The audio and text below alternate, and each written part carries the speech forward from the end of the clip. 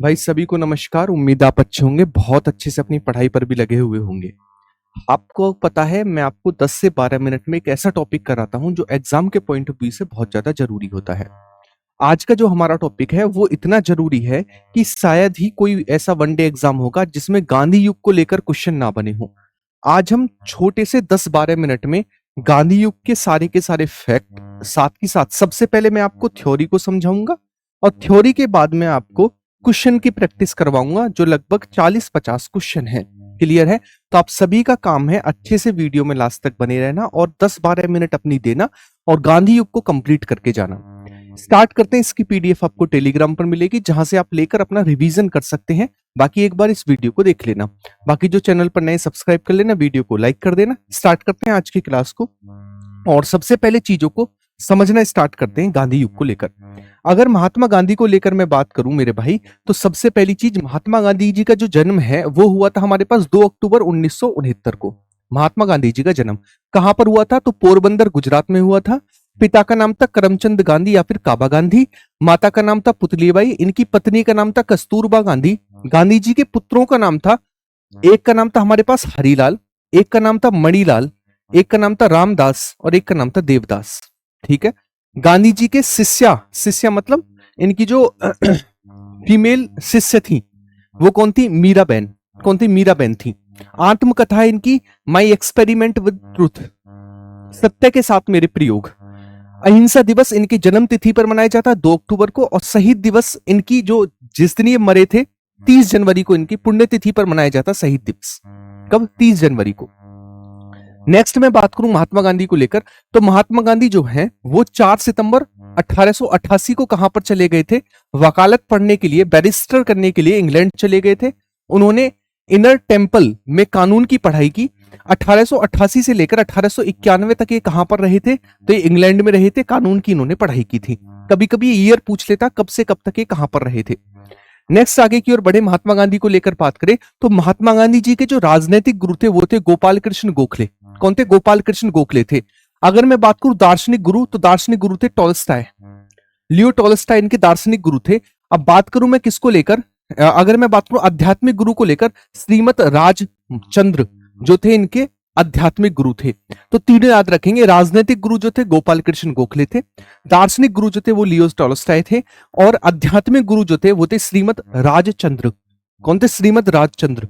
Next बात करें, प्रवासी भारतीय दिवस कब मनाया जाता है, क्यों मनाया जाता है? कि 9 जनवरी 1915 को महात्मा गांधी जी अफ्रीका से भारत लौटे थे, इसलिए 9 जनवरी को प्रवासी भारतीय दिवस मनाते हैं। हाल ही में प्रवासी भारतीय दिवस मनाया गया, हर 2 साल पर मनाया जाता है। इस बार भुवनेश्वर में मनाया गया था, ये 18वां संस्करण था। तो ये वाला जो प्रवासी भारतीय दिवस था 2025 का, ये 18वां संस्करण था। इसके अलावा ये कब से कब मनाया गया? 8 जनवरी से लेकर 10 जनवरी के बीच मनाया गया, भुवनेश्वर उड़ीसा में मनाया गया। ठीक है ना? ये हर 2 साल पर मनाया जाता है प्रवासी भारतीय दिवस।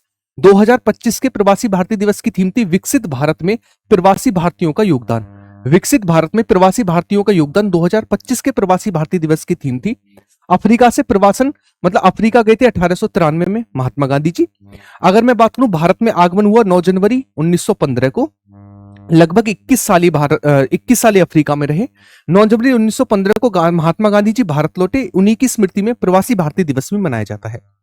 देखो, जब ये भारत में लौटे थे, इनके 3 आपको सबसे पहले आंदोलन याद रखने। 1917 में हुआ था चंपारण और 1918 में हुआ था हमारे पास कौन सा? खेड़ा।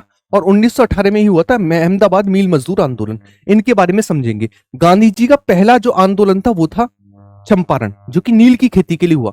फिर हुआ खेड़ा, फिर हुआ अहमदाबाद मील मजदूर आंदोलन। आपसे पूछेगा गांधी जी ने सबसे पहले भूख हड़ताल किसमें की थी, तो वो था अहमदाबाद मील मजदूर आंदोलन। उसके बाद 1919 में रोलेक्ट एक्ट आ जाता है 1999 में। तो जब रोलेक्ट एक्ट आया तो रोलेक्ट एक्ट के कारण रोलेक्ट एक्ट के कारण जो है सैफुद्दीन किचलू और सत्यपाल मलिक जो है उनको गिरफ्तार किया गया था। उनके लिए सभा का आयोजन किया गया था जलियांवाला बाग में, जिसमें जनरल ओडायन ने गोलियां बरसवा दी थी और बहुत भारतीय मारे गए थे। जलियांवाला बाग हत्याकांड के कारण ही इन्होंने केसर ए हिंद की उपाधि अपनी वापस कर दी थी, जबकि रविन्द्रनाथ टैगोर ने अपनी सर की उपाधि वापस की थी। हंटर कमीशन का गठन किया गया था। जलियांवाला बाग हत्याकांड में कितने लोग मरे इसके लिए किया गया था। इसके अलावा आप याद रखेंगे 1924 में बेलगांव अधिवेशन हुआ था और बेलगांव अधिवेशन की अध्यक्षता महात्मा गांधी जी के द्वारा की गई थी। अच्छा, इसके अलावा 1931 में होता है हमारे पास सेकंड गोलमेज सम्मेलन, और सेकंड गोलमेज सम्मेलन में केवल एक गोलमेज सम्मेलन में महात्मा गांधी जी के द्वारा भाग लिया गया था, ये भी पॉइंट आप याद रखेंगे। 1920 में होता है हमारे पास कौन सा, असहयोग आंदोलन, जो कि चोरी चोरा हत्याकांड 1922 के कारण जो है वो स्थगित कर दिया जाता है, ये भी आप याद रखेंगे। ठीक है, जो हमारे पास 1919 में हुआ था जलियांवाला बाग हत्याकांड, इस समय जो गवर्नर जनरल था वो था चेम्सफोर्ड। कौन था? चेम्सफोर्ड था। ठीक है, चलिएगा, ये फैक्ट भी आपने एक्स्ट्रा समझ लिए। अब नेक्स्ट आगे की ओर बढ़े, आगे की चीजों को लेकर बात करें तो आप देख पाओगे क्या नेक्स्ट, महात्मा गांधी जी को अर्धनग्न फकीर, क्या अर्धनग्न फकीर किसके द्वारा कहा गया? विंस्टन चर्चिल के द्वारा महात्मा गांधी जी को अर्धनग्न फकीर कहा गया। सत्याग्रह का प्रथम प्रयोग जो है उन्होंने अफ्रीका में 1906 में किया था। भारत में प्रथम सत्याग्रह का प्रयोग 1917 के चंपारण आंदोलन में किया था। प्रथम जन आंदोलन जो था जिसमें भारतीयों को जोड़ा वो था असहयोग आंदोलन, 1920-22 तक चला। 22 में चोरी चोरा हत्याकांड के कारण बंद कर दिया गया। प्रथम किसान आंदोलन जो था वो चंपारण सत्याग्रह ही था महात्मा गांधी जी का। सबसे पहले भूख हड़ताल 1918 के अहमदाबाद मील मजदूर आंदोलन में की गई। ठीक है, आंदोलन 1918 में की गई, 3 दिन इन्होंने भूख हड़ताल की थी। कांग्रेस की अध्यक्षता 1924 में की गई बेलगांव अधिवेशन में। महात्मा गांधी की उपाधि रविन्द्रनाथ टैगोर, अच्छा, महात्मा की उपाधि जो है रविन्द्रनाथ टैगोर जी को, रविन्द्रनाथ टैगोर ने अरे क्या लिखा है, महात्मा की उपाधि रविन्द्रनाथ टैगोर ने, बापू की उपाधि, अच्छा, महात्मा की उपाधि जो है रविन्द्रनाथ टैगोर ने दी थी, जबकि बापू की उपाधि जो है महात्मा गांधी जी को सुभाष चंद्र बोस के द्वारा दी गई थी। जबकि राष्ट्रपिता जो है ये भी किसके द्वारा बोला गया था? ये भी सुभाष चंद्र बोस जी के द्वारा बोला गया था, रेडियो के माध्यम से। जब ये कहां पर थे? जब ये सिंगापुर में थे, वहां से। ठीक है, तो महात्मा की उपाधि रविन्द्रनाथ टैगोर, बापू और राष्ट्रपिता की उपाधि सुभाष चंद्र बोस जी के द्वारा इन्हें दी गई। कई बार ये भी एग्जाम में क्वेश्चन बनते हैं। नेक्स्ट आगे की ओर बढ़े, अगला, इनके द्वारा फिनिक्स फॉर्म की स्थापना डरबन में की गई 1904 में। इनके द्वारा टॉलस्टॉय आश्रम की स्थापना जोहान्सबर्ग में की गई 1910 में। सत्याग्रह आश्रम की स्थापना इनके द्वारा झैपा, गलत लिखा है, ठीक है, झैपाबाद में की गई 25 मई 1915 को। अगर मैं बात करूं साबरमती आश्रम की स्थापना अहमदाबाद में की गई 1917 में, है ना। अनासक्ति आश्रम की स्थापना कौशानी में की गई है 1929 में, और सेवाग्राम आश्रम की स्थापना वर्धा में की गई। कहां पर? वर्धा में इनके द्वारा की गई। नेक्स्ट, टाइम्स पत्रिका के द्वारा महात्मा गांधी जी को मैन ऑफ द ईयर बोला गया, याद रखेंगे। प्रमुख पुस्तकें हैं हिंद स्वराज, गुजराती में लिखी गई है, सत्य के साथ मेरे प्रयोग यानी एक्सपेरिमेंट विद ट्रूथ, मेरे सपनों का भारत, इसके अलावा सत्य ही भगवान है, ये इनके क्या थे? ये इनकी बुक्स थी। प्रमुख समाचार पत्र यंग इंडिया इनका था, इंडियन ओपिनियन इनका था, नवजीवन इनका था, द ग्रीन टेम्पलेट इनका था, और हरिजन इनका था। ये इनके द्वारा जारी किए गए क्या थे? समाचार पत्र थे। क्लियर है? नेक्स्ट आगे की ओर बढ़ते हैं। अगला, अब बात करते हैं क्वेश्चन को लेकर, जो मैंने क्वेश्चन की प्रैक्टिस आपको करानी है उस पर फोकस करते हैं। जैसे सबसे पहला, महात्मा गांधी जी ने सत्याग्रह क्रियाविधि सबसे पहले कहां से प्रयुक्त की? तो आप सभी को पता 1917 का चंपारण सत्याग्रह। अगला क्वेश्चन है, अलग पाकिस्तान की मांग कब उठी? अलग पाकिस्तान की मांग जो है 1940 में उठी। 1942 को लेकर याद रखेंगे, 1942 में भारत छोड़ो आंदोलन स्टार्ट हुआ। जबकि मैं बात करूं किसको लेकर, जबकि मैं बात करूं 1930 को लेकर, तो इसमें स्टार्ट हुआ था हमारे पास सविनय अवज्ञा आंदोलन। 1923 में जो है स्वराज पार्टी की स्थापना की गई थी मोतीलाल नेहरू और टी.आर. दास के द्वारा, ये भी आप याद रखेंगे। अगला, कांग्रेस का 1929 का अधिवेशन जिसमें पूर्ण स्वराज्य का लक्ष्य रखा गया था, कहां पर हुआ था? यह हुआ था लाहौर में रावी नदी के तट पर, और इसकी अध्यक्षता की गई थी जवाहरलाल नेहरू जी के द्वारा। नेक्स्ट क्वेश्चन है, कांग्रेस ने भारत छोड़ो आंदोलन का प्रस्ताव किस वर्ष पारित किया? 1942 में पारित किया, जिसमें कहा गया था करो या मरो, महात्मा गांधी जी के द्वारा। असहयोग आंदोलन को क्यों निलंबित कर दिया गया था? मैंने आपको बताया 1922 में हुए चोरी चोरा हत्याकांड के कारण असहयोग आंदोलन को बंद कर दिया गया था। अगला क्वेश्चन है, गांधी इरविन समझौता 5 मार्च 1931 किससे संबंधित था? तो ये 5 मार्च 1931 को गांधी इरविन समझौता हुआ, जिसके बाद महात्मा गांधी जी सेकंड गोलमेज सम्मेलन में गए, है ना। और इससे पहले स्टार्ट हुआ था सविनय अवज्ञा आंदोलन 1930 में, उसे स्थगित करने के लिए। तो आप याद रखें, सविनय अवज्ञा आंदोलन को स्थगित करने के लिए। अगला क्वेश्चन है, स्वतंत्र भारत के पहले गवर्नर जनरल कौन थे? तो ये थे हमारे पास स्वतंत्र भारत के पहले गवर्नर जनरल जो थे भारतीय, है ना, भारतीय, एक नाम और लगाने, भारतीय थे, सिराज गोपालाचारी, भारतीय। ठीक है। नेक्स्ट, निम्न में से किसने तीनों गोलमेज सम्मेलन में भाग लिया? बी आर अम्बेडकर ने तीनों गोलमेज सम्मेलन में भाग लिया। अगला, गांधी जी दक्षिण अफ्रीका में कितने वर्ष रहे? लगभग 21 वर्ष दक्षिण अफ्रीका में रहे थे महात्मा गांधी। नेक्स्ट, निम्नलिखित आंदोलनों में से किसने महात्मा गांधी ने भूख हड़ताल की थी? मैंने आपको बताया था 1918 का अहमदाबाद मील मजदूर आंदोलन, जिसमें भूख हड़ताल का प्रयोग किया गया। जलियांवाला बाग हत्याकांड में गोली चलाने का आदेश जनरल ओ डायर ने दिया और इसके लिए हंटर कमीशन का गठन किया गया। महात्मा गांधी ने केसर हिंद की उपाधि वापस की थी, जबकि रविन्द्रनाथ टैगोर ने सर की उपाधि वापस की थी। भारत एवं पाकिस्तान का विभाजन किस योजना के तहत हुआ? इसका नाम था माउंटबेटन योजना या फिर डिकी बर्थ योजना। चलिएगा, जलियांवाला बाग हत्याकांड के समय वायसराय कौन था? तो मैंने आपको बताया था चेम्सफोर्ड। चेम्सफोर्ड इस समय पर वायसराय था। महात्मा गांधी ने किस गोलमेज सम्मेलन में भाग लिया था? सेकंड 1931। साइमन कमीशन भारत कब आया? 1928 में साइमन कमीशन भारत आया था, है ना, ये भी मैं बता चुका हूं। स्वराज पार्टी की स्थापना सीआर दास और मोतीलाल नेहरू जी के द्वारा 1923 में की गई थी। 1923 में। वर्ष 1919 में पंजाब में हुए क्रूर अत्याचारों के विरोध स्वरूप ब्रिटिश सरकार से प्राप्त सर की उपाधि, मैंने बताया था सर की उपाधि रविन्द्रनाथ टैगोर ने और केसर हिंद महात्मा गांधी ने वापस की। भारत में साइमन कमीशन के बहिष्कार का मुख्य कारण क्या था? क्योंकि इसमें सभी जो अध्यक्ष थे, सभी जो लोग थे, वो सभी अंग्रेज थे, भारतीयों का कोई भी योगदान इसमें नहीं था, यही कारण था। तो सभी सदस्य क्या थे इसमें? अंग्रेज थे, इसीलिए इसका बहिष्कार किया गया। हंटर आयोग की नियुक्ति की गई थी किस लिए? मैंने आपको बताया हंटर कमीशन जलियांवाला बाग हत्याकांड में मरे लोगों की संख्या ज्ञात करने के लिए।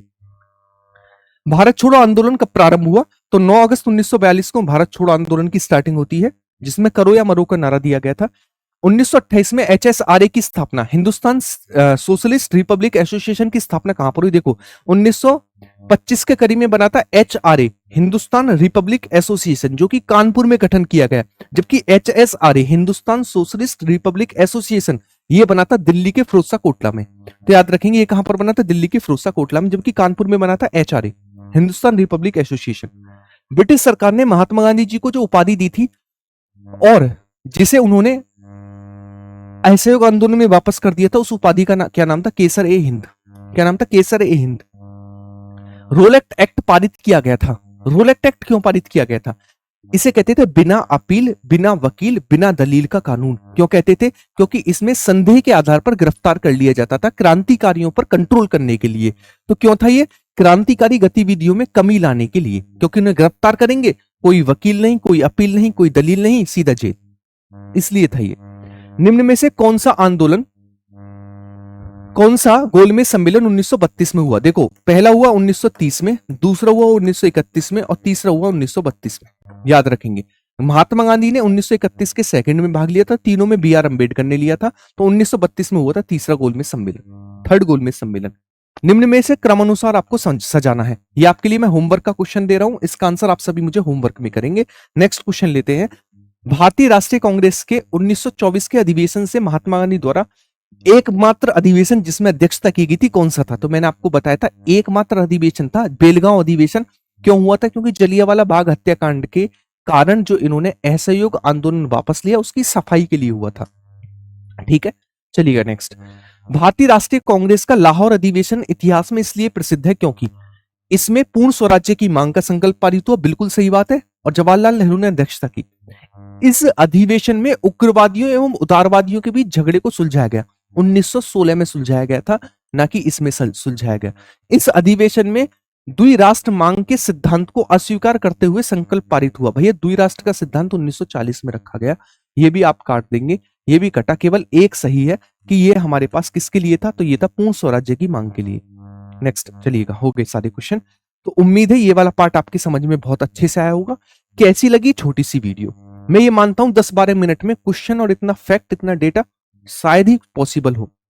तो इस तरीके की वीडियो से रिवीजन बहुत अच्छा होता है, मैं ऐसा मानता हूं। बहुत कम समय में आप कहीं पर भी जा रहे हैं, 10-12 मिनट दुगनी स्पीड पर लगाया, खत्म हो गया। कॉन्फिडेंस भी जगता है कि आज हमने गांधी युग कर लिया, आज हमने गवर्नर जनरल कर लिया, आज हमने ये टॉपिक कर लिया। तो ये 3-4 टॉपिक जब आप दिन में कर लेते, कॉन्फिडेंस डेवलप होता है, आगे भी पढ़ने में मन लगता है पूरे दिन।